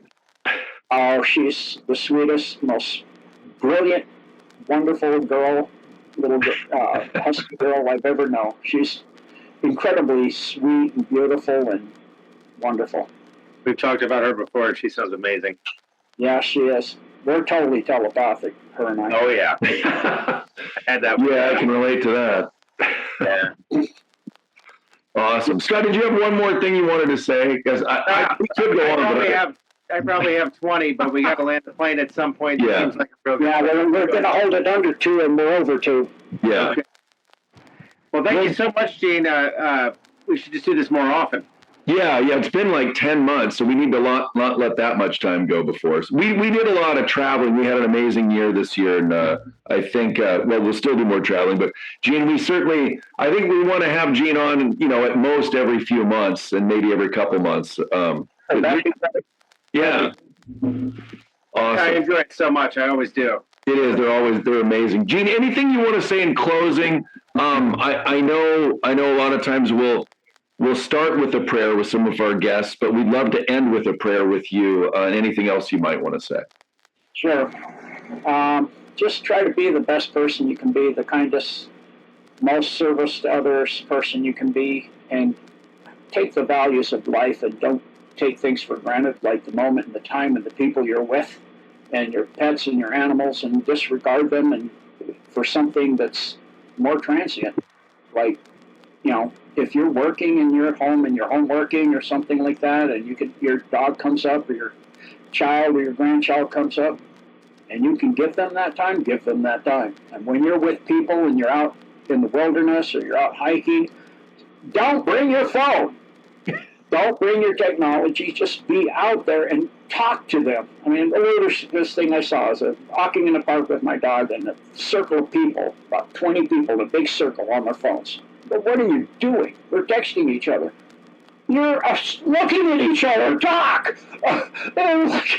Are you kidding me? I mean, look in your eyes and see to the soul, and and share the moment, because there's a plenitude of everything at the moment you're in. It's one of a kind.